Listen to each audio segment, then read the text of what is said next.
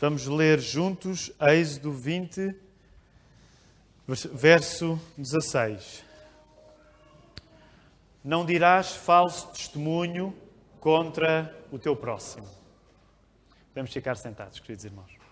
Uma das convicções particulares dos cristãos é que os cristãos acreditam que Deus escreveu um livro e que esse livro é a Bíblia, e por isso os cristãos consideram que é fundamental nós lermos a Bíblia, porque é fundamental nós, através da Bíblia, sabermos aquilo que Deus nos quis dizer. Uma das tarefas que nós temos enquanto Igreja, Igreja da Lapa, a Segunda Igreja Batista de Lisboa, é termos um culto fundamentado na Palavra de Deus. Porque quando temos um culto fundamentado na Palavra de Deus, sabemos que temos um culto fundamentado naquilo que Deus diz e não do que os homens dizem. Ora, uma das coisas que nós queremos fazer é sempre oferecer a Palavra a Deus. Nem sempre temos feito este anúncio, mas é uma intenção nossa. Nós temos esta Bíblia, temos vários exemplares desta Bíblia. Esta Bíblia nós chamamos a Bíblia para todos. Todas as Bíblias são iguais. Esta é uma Bíblia igual. Por exemplo, se viemos de um contexto católico romano, esta Bíblia é igual àquela que tem lá em casa. É possível que tenha menos uns livros, porque existem os livros chamados deuterocanónicos, que existem nas edições católicas romanas, que não existem nas edições protestantes. De qualquer modo, a Bíblia é igual. Portanto, quando diz a Bíblia para todos, não quer dizer que é uma Bíblia diferente, mas quer dizer que a tradução é diferente, e neste caso é uma tradução em português corrente. Portanto, se alguém não tem uma Bíblia, nós gostaríamos de vos oferecer esta, porque é o melhor que nós vos podemos oferecer. Portanto, se alguém não tem, nesta hora quiser, basta levantar a mão e o Joel está lá atrás, pode oferecer. Portanto, não se acanhe, é a nossa oferta para vós esta manhã. Não saia daqui se não tiver uma Bíblia, sem levar um exemplar desta Bíblia. Vamos então regressar ao capítulo 20 do livro do Êxodo. Nós estamos no penúltimo mandamento. Temos estado a estudar os 10 mandamentos desde janeiro de 2015. Que grande caminhada que tem sido. Se Deus permitir, agora no final do mês de junho, vamos chegar ao fim deste estudo. E eu espero que os irmãos se sintam contentes com aquilo que Deus tem estado a trazer à vossa vida, desde que nós começamos a estudar o livro do Êxodo e os 10 mandamentos em particular. Só há mais 2 vezes para fazermos esta revisão, mas que temos feito vez após vez. Temos feito a revisão da matéria dada para nos certificar que estamos a decorar os 10 mandamentos e nos certificar que estamos a perceber algumas coisas que são fundamentais quando nós estudamos os 10 mandamentos. Ora, para nos certificarmos se estamos a aprender os 10 mandamentos, não há nada como dizê-los. Vamos dizê-los então, pelo menos hoje até ao 9º, porque é ao 9º que nós estamos a estudar. Ok, vamos tentar sem olhar para a Bíblia? Sem olhar para a Bíblia? Vamos tentar. Primeiro mandamento: não terás outros deuses diante de mim. Segundo mandamento: não farás imagens de semelhança. Terceiro mandamento: não invocarás o nome do Senhor teu Deus em vão. Quarto mandamento: lembra o dia de sábado para o santificares. Quinto mandamento: honra teu pai e a tua mãe. Sexto mandamento: não matarás. Sétimo mandamento: não adulterarás. Oitavo mandamento: não furtarás. E o 9º mandamento que estudamos hoje: não dirás falso testemunho contra o teu próximo. Podemos abreviar apenas para não dirás falso testemunho, no sentido em que este mandamento pressupõe, e como já vamos ver de seguida, que não devemos fazê-lo contra o nosso próximo, mas também pressupõe que nós nunca devemos dizer qualquer tipo de falso testemunho. Portanto, quando chegamos ao 9º mandamento, podemos e devemos dizer apenas não dirás falso testemunho, ou nas traduções mais recentes, o que é que quer dizer falso testemunho? Também pode ser traduzido como não mentirás. Também é uma maneira de podermos dizer. Em segundo lugar, nós recordamos sempre o resumo que o Senhor Jesus fez dos 10 mandamentos. Isto porquê? Porque a determinada altura foram ter com Jesus e perguntar qual é o mandamento mais importante. E Jesus fez um resumo dos 10 mandamentos. E ele disse, em 2 partes, o resumo dos 10 mandamentos. Que nós devemos amar Deus de todo o nosso coração, alma, mente e forças. E que devemos amar o nosso próximo como a nós mesmos. Este é o resumo que Jesus fez dos 10 mandamentos. Portanto, se nós ainda não soubermos bem os 10 mandamentos de cor, pelo menos que consigamos o resumo de Jesus. Eu devo amar Deus acima de tudo E devo amar o meu próximo, a pessoa que está junto a mim, como me amo a mim próprio. Este é o resumo que o Senhor Jesus fez dos 10 mandamentos. Em terceiro lugar, nós lembramos sempre que quando nós estudamos a lei é, sobretudo, algo que acontece pelo facto de nós sermos o quê? Nós sermos livres. É certo que a lei nos limita, existem nãos nos 10 mandamentos, como acabámos de ver, mas em primeiro lugar a lei não é acerca do limite, a lei é acerca da liberdade. Porque na história da liberdade dos judeus a saírem do cativeiro do Egito, nós sabemos que Deus não lhes abriu o Mar Vermelho porque eles estavam a cumprir a lei. Mas Deus deu a lei aos judeus depois deles terem atravessado o Mar Vermelho. Por causa disso, quando nós pensamos nesta tarefa, neste trabalho que é obedecermos a Deus, nós sabemos que a obediência não é uma atitude que nós tomamos para provar a Deus que Ele pode confiar em nós. Não foi isso que os judeus fizeram. Os judeus não tiveram algum tempo a tentar provar a Deus que Deus lhes podia abrir o Mar Vermelho. A obediência não é isto, mas a obediência não é uma coisa que nós realizamos para que Deus nos ame ou para que Deus confie em nós, mas a obediência, antes pelo contrário, é a nossa resposta. A obediência não é uma realização, a obediência é uma resposta ao facto de Deus nos amar. Logo, quando nós falamos nos 10 mandamentos, nós estamos a falar nos 10 mandamentos não é para nos salvarmos a nós próprios. Ninguém se salva por cumprir os 10 mandamentos. Para já, porque ninguém tem capacidade de cumprir os 10 mandamentos na perfeição. Mas nós cumprimos os 10 mandamentos porque Cristo já nos salvou. E por isso estudamos a lei. Logo, o que nós não queremos no final, daqui a 2 semanas, é que as pessoas cumpram os 10 mandamentos porque se tornaram legalistas. Durante 6 meses que estiveram a ouvir falar sobre os 10 mandamentos, tornaram-se legalistas. É precisamente o contrário. O que nós queremos no final desta série é que a nossa resposta a Deus seja firme na consciência que temos que Ele nos ama. E obedecemos de mãos dadas com o amor. E por isso é que ao longo do Novo Testamento o Senhor Jesus se fartou de dizer isto. Ele fartou-se de dizer, se vocês me amam, vocês fazem o que eu digo. A obediência é uma resposta de amor. Isto é uma das coisas que temos dito vez após vez. Em quarto lugar, ainda, nós sabemos que quando entramos no 5º mandamento, qual é o 5º mandamento, lembram-se? Honra a teu pai e a tua mãe. Nós chegámos à 2ª tábua. Isto porque Deus gravou os 10 mandamentos em tábuas. Na primeira tábua são os chamados 4 mandamentos que nos chamam a termos uma relação vertical, direta com Deus. Os últimos 6 mandamentos são mandamentos que nos chamam, a partir da relação que nós temos com Deus, a estabelecer a relação certa com os homens, com as mulheres, com as pessoas à nossa volta. E por isso é que Jesus fez o resumo que fez. Amar a Deus acima de tudo, e isso depois significa amar o nosso próximo como a nós mesmos. Logo, ninguém é um bom cristão por amar muito a Deus e depois tratar mal as pessoas à sua volta. E sabem, por isso é que tem sido interessante nesta caminhada. Sabem que uma das coisas mais preciosas que eu tenho ouvido, preciosas mesmo, que eu tenho ouvido durante estes meses, é algumas, e são umas quantas, a virem ter comigo e dizer assim: é difícil amar os outros. Sabem, quando alguém me diz isso, eu tenho a certeza que está a perceber melhor o que é amar a Deus. Porque quando alguém vem ter comigo e me diz é tão fácil amar os outros, eu fico imediatamente convencido de que essa pessoa nem está a amar bem os outros, nem está a amar bem a Deus.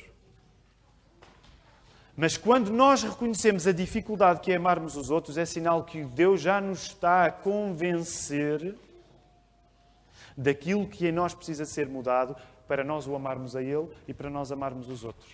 E, portanto, essa tem sido das coisas que mais me entusiasma. São as pessoas a poderem chegar ao pé de mim e dizer assim: pastor, é difícil eu amar as pessoas à minha volta. E por isso é que a Bíblia nos fala tanto disso. Porque, de facto, é difícil. Mas o poder que nós temos para amar as pessoas à nossa volta não vem de nós, mas vem de Deus. Permitam-me esta parte. Por isso é que uma das coisas mais tóxicas é aquele sentimento de nós amarmos o nosso próximo com facilidade. A Bíblia nunca fala nisto. A Bíblia nunca diz que é fácil olhar à nossa volta e gostar do que vemos. Atenção, eu não estou a dizer que às vezes nós podemos olhar à nossa volta e gostarmos do que vemos.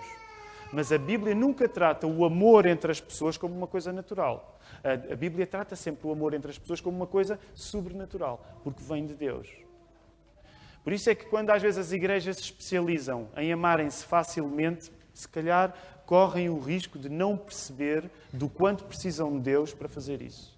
Claro que, atenção, ao dizer isto, o nosso objetivo é que nós nos amemos bem uns aos outros. Porque o Senhor Jesus disse que era assim que as pessoas iam perceber que nós o amávamos a Ele. Vamos então regressar ao nosso 9º mandamento. Se nós repararmos nestes 2 últimos mandamentos, portanto, este é o não dirás falso testemunho, não mentir. E qual vai ser o último? Não cobiçar. Então, o comentário bíblico Vida Nova diz com razão, ele está escrito no nosso boletim, que nós passamos, nestes 2 últimos mandamentos, nós passamos das proibições que envolvem ações para proibições que envolvem palavras ou pensamentos. Nós agora já não estamos a ser proibidos apenas de fazer coisas. Reparem, nós estamos a ser proibidos de dizer coisas, não dirás falso testemunho, e de pensar coisas, não cobiçarás. O que significa que a fasquia está a aumentar, a exigência está a aumentar. Como já tinha vindo a acontecer nos outros mandamentos, nós temos dito que cada mandamento é um universo. E então temos sempre falado em movimentos de resumo dentro do mandamento, que geralmente é aquilo que o mandamento diz, que está escrito, mas depois temos falado em movimentos de expansão, quando nos apercebemos que Deus, ao proibir algumas coisas, não é só aquela que Ele proíbe, é todo um universo que está associado ao mandamento. E como nós já falámos nestes movimentos de expansão de outros mandamentos, o que está em causa, quando nós lemos os 10 mandamentos, o que está em causa não é só o que não deve acontecer cá fora, na minha vida. Os 10 mandamentos explicam-nos que eu não sou obediente a Deus apenas fazendo ou deixando de fazer coisas cá fora, na realidade. Os 10 mandamentos explicam-me que eu sou obediente a Deus, deixando de fazer coisas cá fora, mas também com as coisas que acontecem cá dentro, no meu coração. Aliás, lembram-se quando nós falámos acerca de não adulterar, é isso que o Senhor Jesus veio explicar no Sermão do Monte a seguir. Que não adulterar não era só eu trair mesmo a minha mulher. Não. Jesus veio dizer que qualquer homem, qualquer mulher pode trair o seu cônjuge, o seu esposo ou a sua esposa, desde que na sua cabeça já deseje fazer aquilo que não vai chegar a fazer. Portanto, quando nós estudamos os 10 mandamentos, ao contrário de ser, que coisa tão simplista, os 10 mandamentos. Não, os 10 mandamentos explicam-nos precisamente o oposto. Que não são só as coisas que se fazem ou deixam de se fazer cá fora, são as coisas que acontecem cá dentro, no meu coração, nos meus pensamentos. E por isso Deus proíbe-nos de dizermos falso testemunho contra os nossos próximos. O catecismo que nós usamos, o catecismo New City, aliás, todas as semanas, hoje é a pergunta 34, que está aqui, geralmente está na 4ª página do nosso boletim.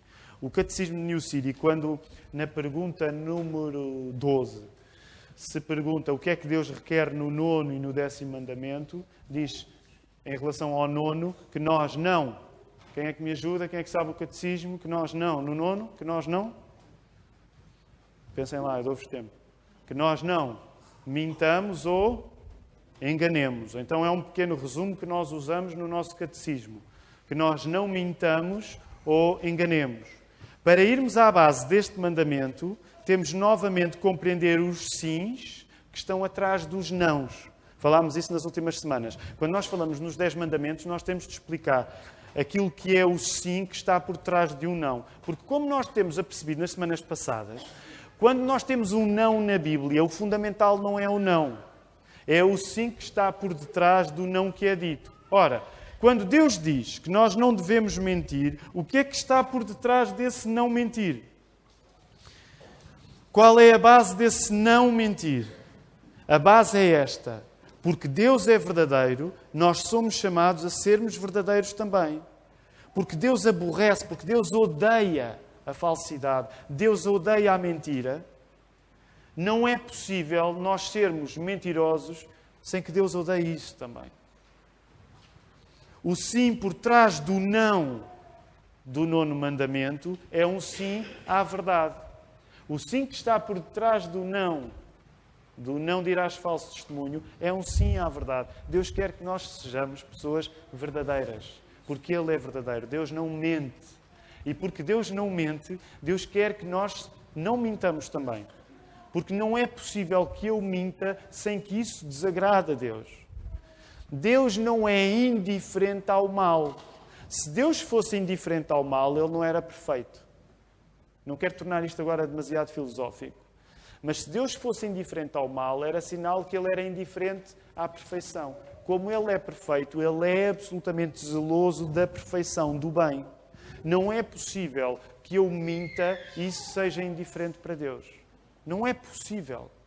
Não é pura e simplesmente, nem logicamente aceitável que eu minta e que nós digamos, Deus não se há de importar com isso. É óbvio que Ele se importa, porque Ele é perfeito e Deus é verdadeiro.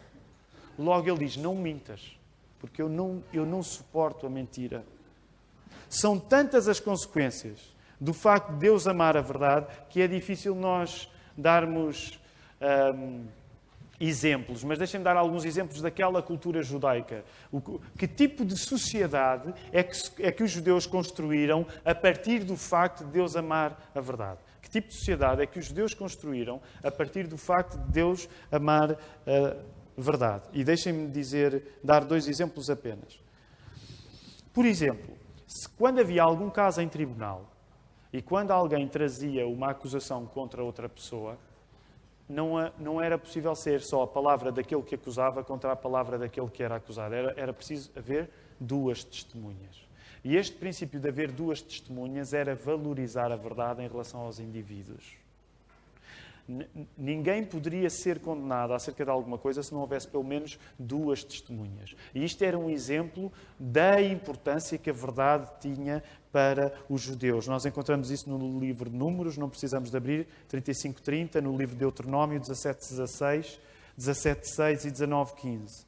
A verdade era um valor, reparem, se era preciso 2 testemunhas para provar alguma acusação que fosse feita contra alguém, o que estava a ser dito é que a verdade vale mais até do que um indivíduo. Porque eram preciso 2 para que alguém fosse justamente acusado.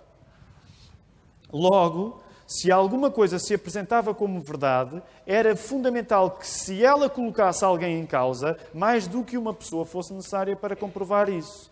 E, por exemplo, não sei se sabem, em casos de pena de morte, a mão da pessoa que acusava deveria ser a primeira a dar a origem ao processo da pena de morte. Precisamente para que a pessoa tivesse a ideia da envergadura que uma acusação pressupunha.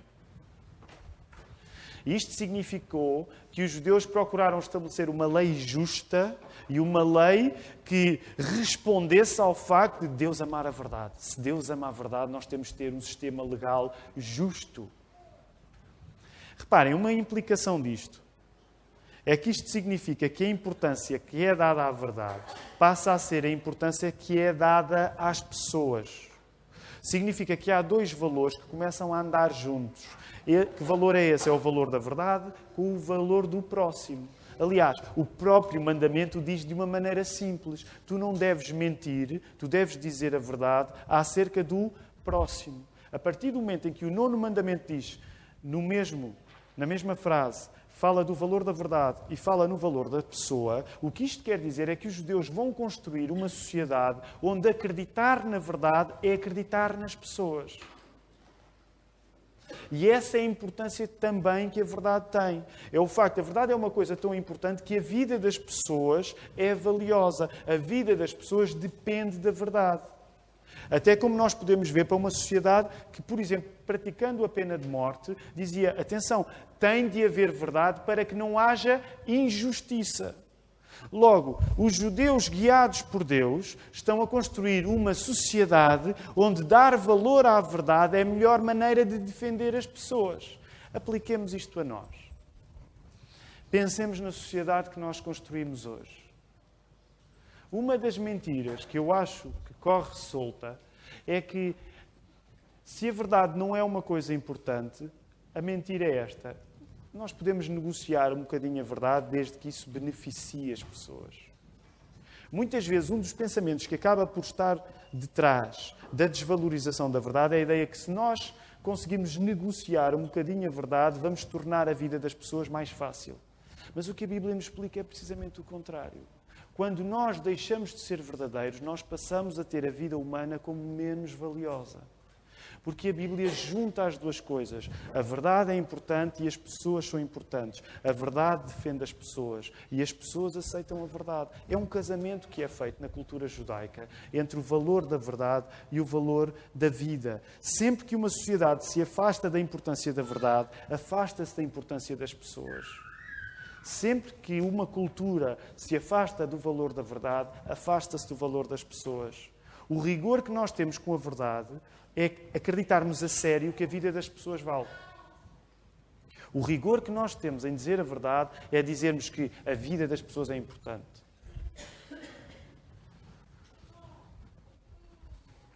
Uma das coisas interessantes quando nós olhamos para os 10 mandamentos é percebermos o relacionamento que eles estabelecem uns com os outros.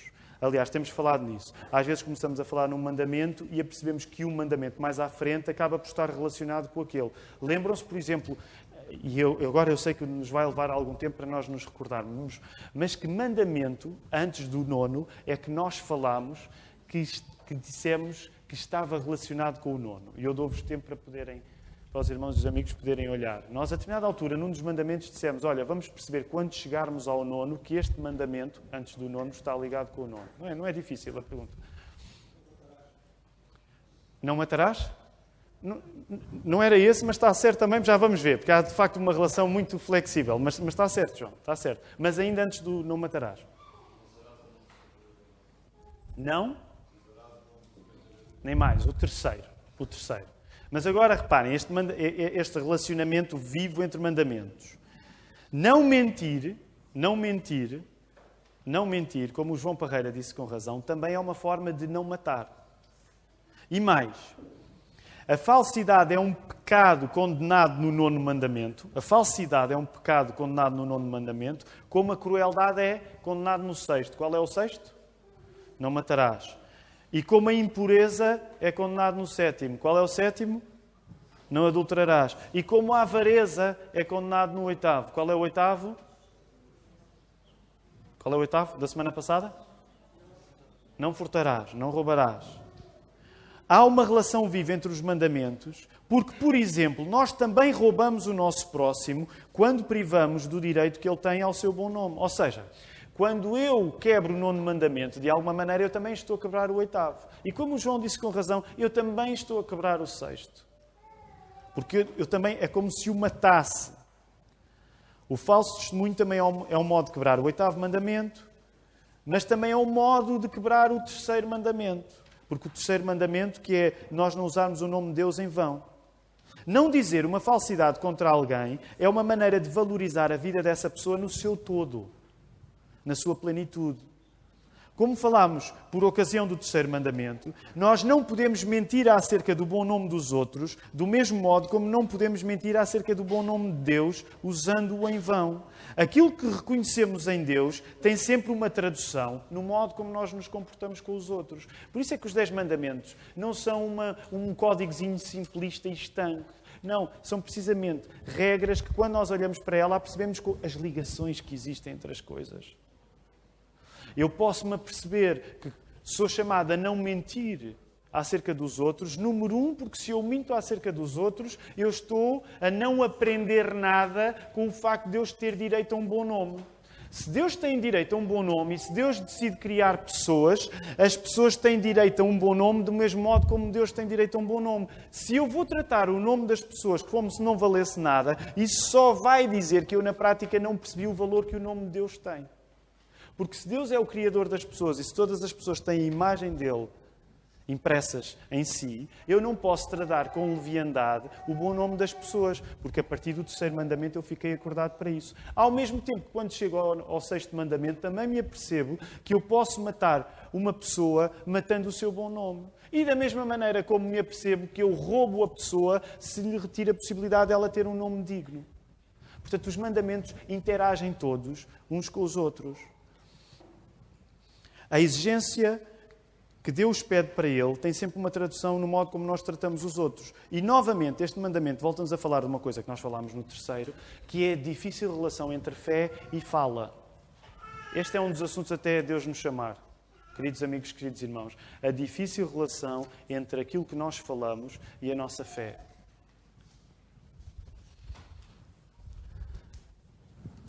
Lembram-se no terceiro mandamento, nós falávamos sobre as palavras de Jesus por causa da questão de usar o nome de Deus, não usarmos o nome de Deus em vão. E naquele texto em Mateus 5,37, onde há acerca de juramentos, lembram-se desse texto? Onde Jesus dizia que a nossa fala devia ser, lembram-se? Como é que é? Sim, sim, não, não. E sabem o que é que Jesus diz a seguir?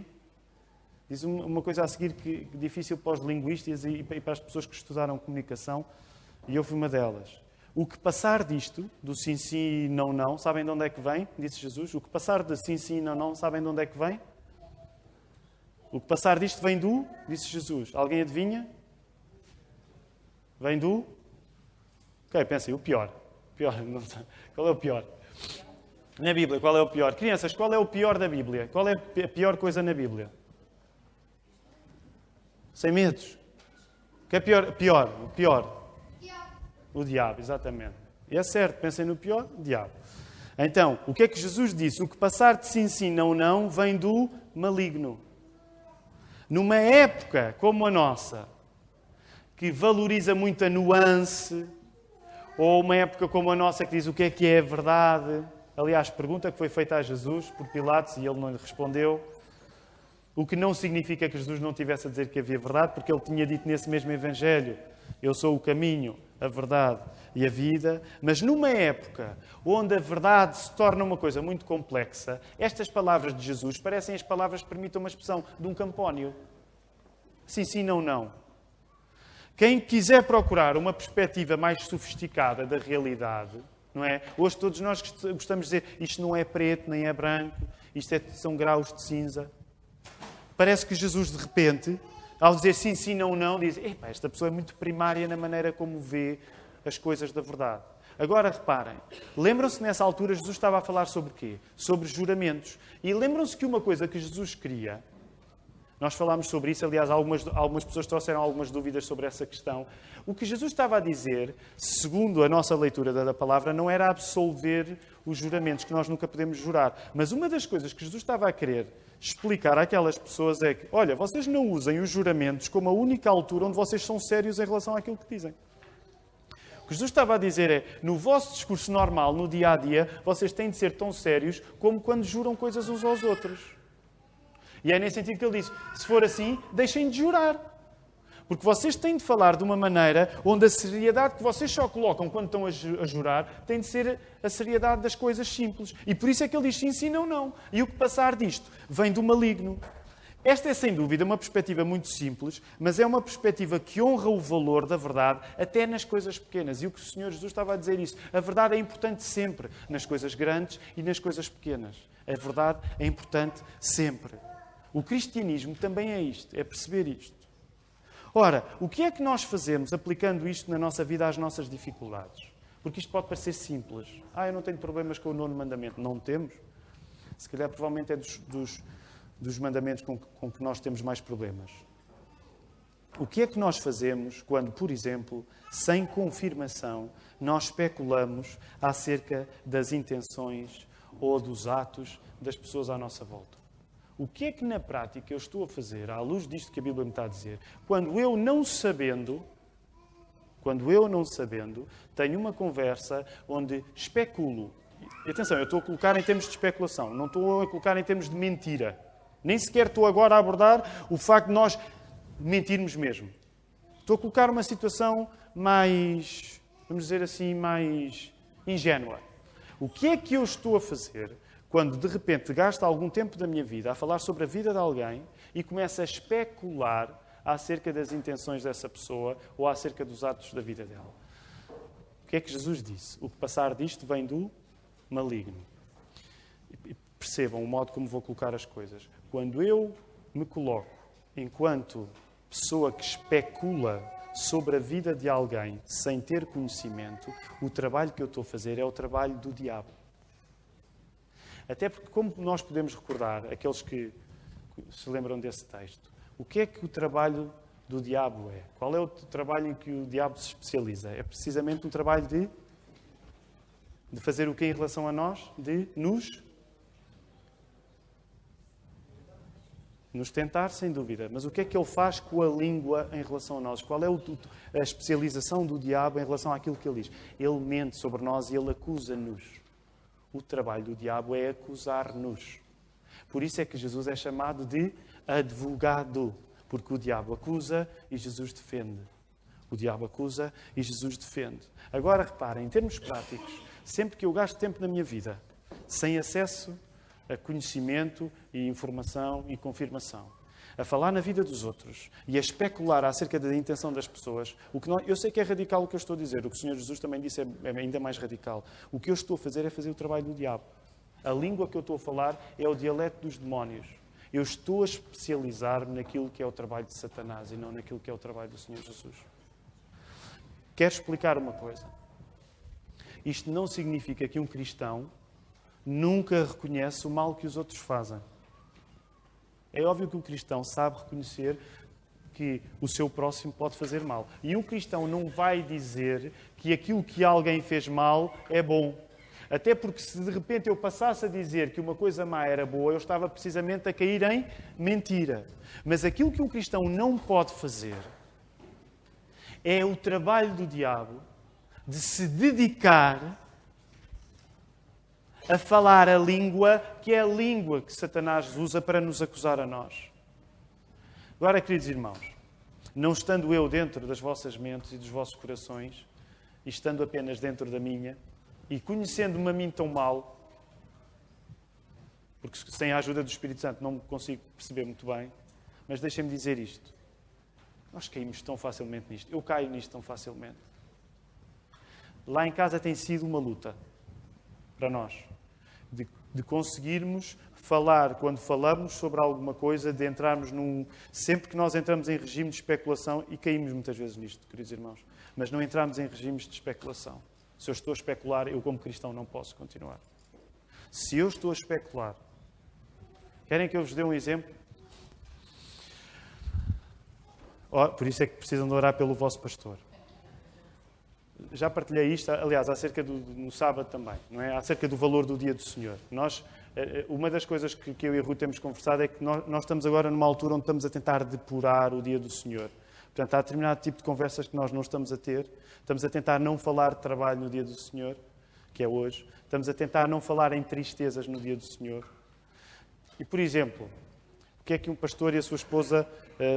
é fácil virem da igreja e pensar assim, olha, hoje estava o Chico e a... Eu estou a pensar em nomes que não existam aqui, não é? E a Albertina, exatamente. Nada como um bom diácono que conhece a comunidade. Hoje estava o Chico e a Albertina. E sabem o que é humanamente fácil? Se o Chico e a Albertina tiverem algum tipo de padrão de não estar, o que é humanamente fácil para o pastor e para a esposa do pastor? É dizer, pois, provavelmente... E, queridos irmãos, é tão difícil nós não entrarmos aqui, mas é uma das coisas que eu tenho me sentido convencido pelo Espírito Santo. Nós não podemos fazer. Porque esse é o trabalho do diabo, em que não precisa de saber a verdade para trabalhar. Mas Deus assenta na verdade para trabalhar. O diabo não precisa de saber a verdade e já está a trabalhar sobre a verdade que não sabe. Mas Deus só trabalha sobre a verdade. E agora vamos pensar nas nossas conversas, nas coisas que nós dizemos. O que é que Jesus disse em João 8,44? O diabo foi homicida desde o princípio e jamais se firmou na verdade. Quando ele profere mentira, fala do que lhe é próprio, porque é mentiroso, e é aqui que Jesus diz, e o diabo é o pai da mentira. O diabo não precisa da verdade para falar. Ele está sempre pronto para falar. E deixem-me dizer, por isso é que os cristãos não podem estar sempre prontos para falar. Por isso é que o apóstolo João e o apóstolo Tiago, João nas suas epístolas, Tiago na sua epístola, eles vão dizer uma série de vezes, tu tem cuidado com a língua.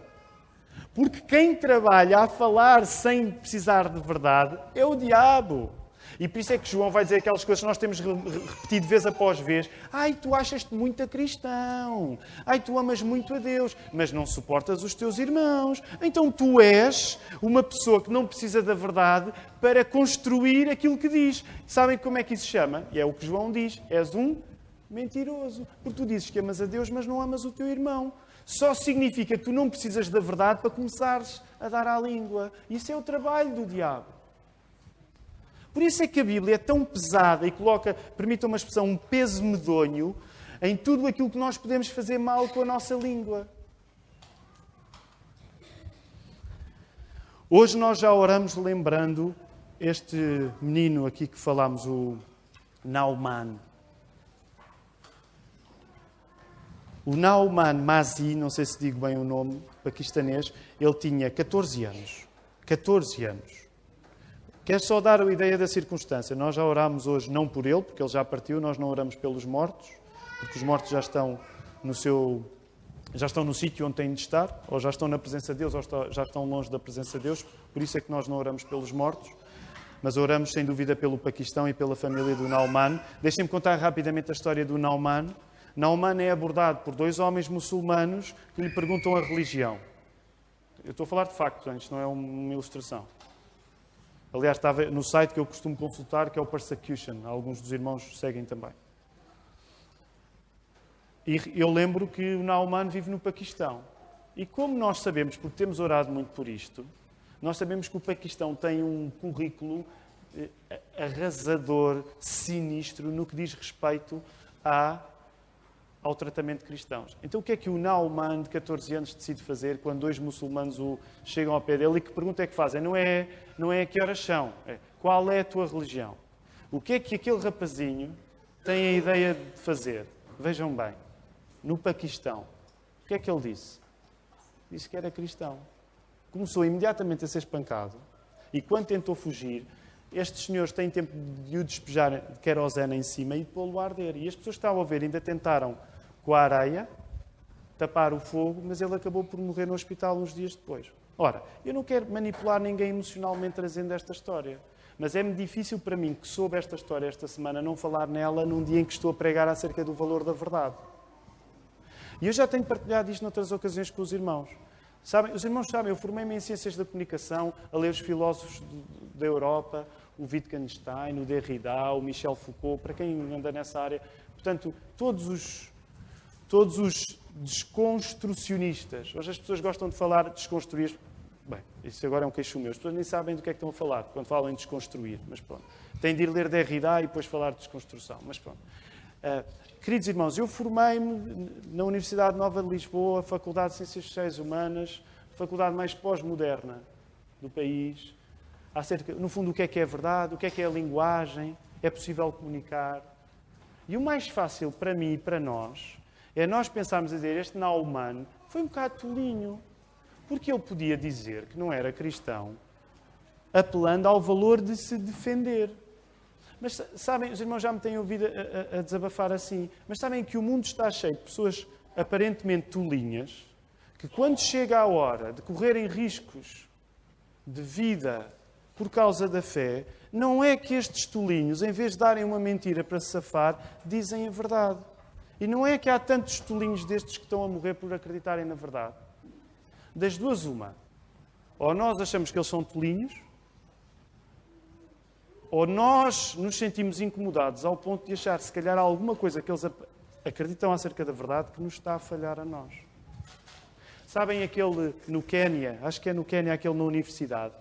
Houve uma série de gente que morreu precisamente porque é o Garissa, creio eu, outra milícia islâmica, entra e pergunta. E reparem, parece-nos absurdo, porque são milícias que entram e perguntam verbalmente às pessoas, tu és cristão? E as pessoas dizem, sou. E morrem, pagam com a vida. É difícil não citar este exemplo do pequenino Nauman, 14 anos, e nós temos crianças perto dessa idade. Na semana em que ele morreu, e nós falamos na importância de dizer a verdade. Quero terminar dizendo que falar de Nauman é falar daquele que inspirou Nauman a dizer a verdade. O Senhor Jesus. Jesus é que disse que Ele era o caminho, a verdade e a vida. E Jesus fez o caminho concreto de valorizar a verdade ao ponto de dar a sua vida por ela. Jesus fez o caminho concreto de valorizar a verdade ao ponto de dar a vida por ela. A verdade é importante ao ponto da vida das pessoas, a vida das pessoas estar dependente da verdade.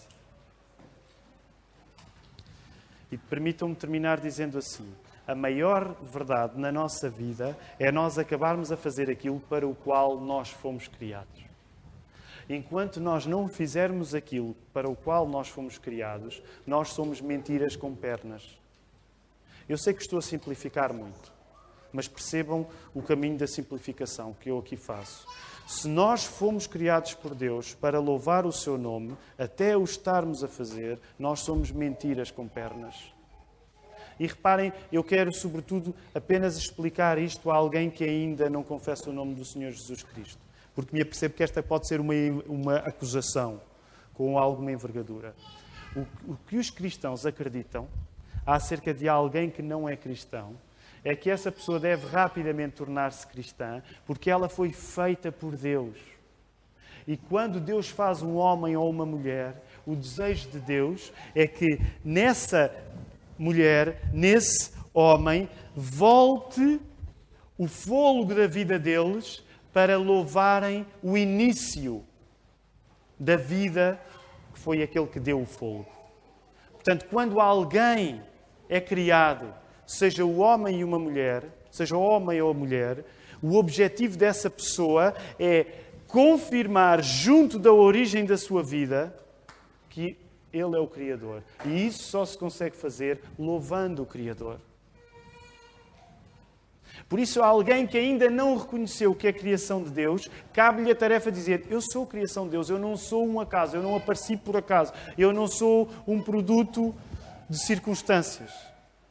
Por isso, os cristãos acreditam que até nós confessarmos o nome do Senhor Jesus, nós estamos a mentir acerca de quem nós somos. Repare o que eu lhes estou a dizer. Os cristãos acreditam que até nós confessarmos o nome do Senhor Jesus, nós estamos a mentir acerca de quem nós somos. E por isso é que a palavra confessar o nome de Jesus é tão importante, porque eu passo a confessar uma verdade acerca de mim que eu ainda não confessei até à hora de me afirmar enquanto cristão. Eu passo a confessar uma verdade acerca de mim que eu ainda não confessei até à hora de ser cristão. Lembram-se quando a Marta estava no batistério na quarta-feira? É possível fazer essa pergunta ou não? Geralmente eu faço. É tradição em muitas igrejas batistas. O que é que nós perguntamos muitas vezes às pessoas que vão ser batizadas? Tu acreditas que Cristo é o Filho de Deus? Porque essa foi a pergunta que Filipe fez ao eunuco, que foi batizado, em Atos 8. Tu acreditas que Cristo é o Filho de Deus? Tu baseias a verdade da tua vida na verdade maior de todas, que é Cristo ser o Filho de Deus? Tu baseias a verdade de existires na verdade que sustenta todo o cosmos, que é Jesus ser a segunda pessoa da Trindade que veio para nos salvar?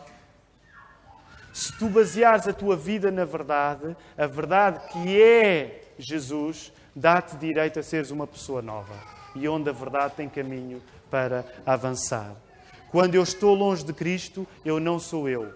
Eu sou uma contrafação de mim próprio. Quando eu estou longe de Cristo, quando eu desobedeço a Deus, eu aceito uma visão de contrabando de quem eu sou. Há pessoas que julgam que se conhecem no mal que fazem. Num certo sentido, nós conhecemos no mal que fazemos na medida em que sabemos das nossas fraquezas. Mas nós conhecemos verdadeiramente quando estamos juntos de Deus e quando aquilo que nós fazemos depende do poder do Filho de Jesus através do Espírito Santo. Sem Cristo, eu sou uma mentira em forma de homem, em forma de mulher. Eu não vivo para o que eu fui feito. Eu quebro o 9º mandamento e muitos mais. Querer não mentir é querer estar junto a Cristo. E é isso que nós pedimos a Deus esta manhã, que Ele nos ajude não só a não mentir, mas a querer não mentir. E por causa disso, estarmos juntos daquele que nos deu nova vida, o Senhor Jesus. Que Deus nos ajude.